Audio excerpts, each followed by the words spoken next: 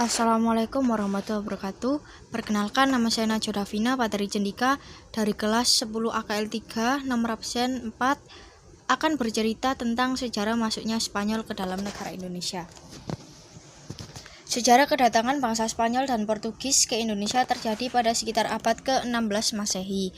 Maksud awal dua bangsa Eropa itu ke Nusantara adalah mencari dunia baru penghasil rempah-rempah. Ada peristiwa yang melatar belakangi penjelajahan samudra oleh bangsa-bangsa Eropa, termasuk Spanyol dan Portugis, yakni runtuhnya Konstantinopel akibat serangan Turki Utsmani pada 1453 Masehi. Menurut catatan Sadirman dan Amurwani dalam Sejarah Indonesia 2014, Konstantinopel dikuasai Turki Utsmani. Situasi ini menyebabkan akses perdagangan internasional di kawasan Laut Tengah terhambat. Dampaknya, harga rempah-rempah di Eropa melambung tinggi sehingga bangsa-bangsa imperialis dari barat termasuk Portugis dan Spanyol mencari komoditi ke negeri-negeri di kawasan timur jauh hingga Kepulauan Nusantara. Sejarah kedatangan Spanyol. Spanyol disebut-sebut sebagai bangsa perintis penjelajahan samudra demi mencari rempah-rempah. Pada 3 Agustus 1492, pelaut asal Spanyol, Christopher Columbus memimpin pelayaran arah barat. Armada Columbus tiba di Kepulauan Kanari, Afrika sebelah barat, tanggal 6 September 1492. Setelah itu mereka lanjut berlayar hingga menemukan Kepulauan Bahama, Amerika pada 12 Oktober 1492. Awalnya Columbus mengira bahwa wilayah tersebut adalah India atau Hindia. Oleh karena itu, Columbus menyebut orang asli wilayah itu dengan istilah Indian. Perjalanan dilanjutkan hingga Columbus beserta rombongannya menemukan Kepulauan Haiti, Amerika. Setelah itu, Columbus kembali ke Spanyol pada 1493.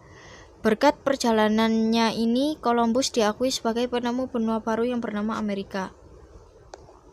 Pelaut lain asal Spanyol menyusul jejak Columbus. Ferdinand Magellan beserta kapten kapal Juan Sebastian Elcano berlayar sampai Amerika. Di sana mereka menemukan selat yang jalurnya mengarahkan Samudra Atlantik ke Samudra Pasifik.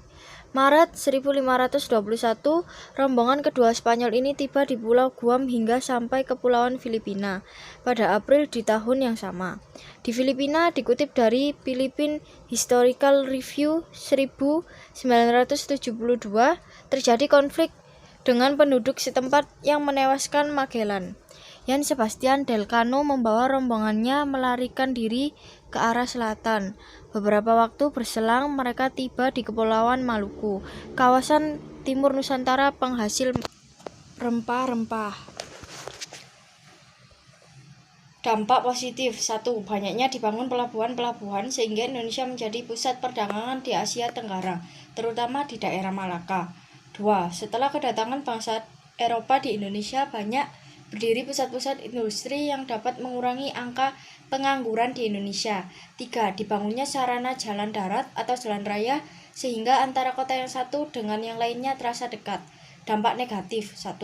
Masyarakat Indonesia merasa tertindas dengan kedatangan bangsa Eropa yang selalu bersikap semena-mena terhadap bangsa Indonesia. 2. Terjadinya pemberontakan di mana-mana yang mengakibatkan banyaknya warga negara Indonesia yang meninggal.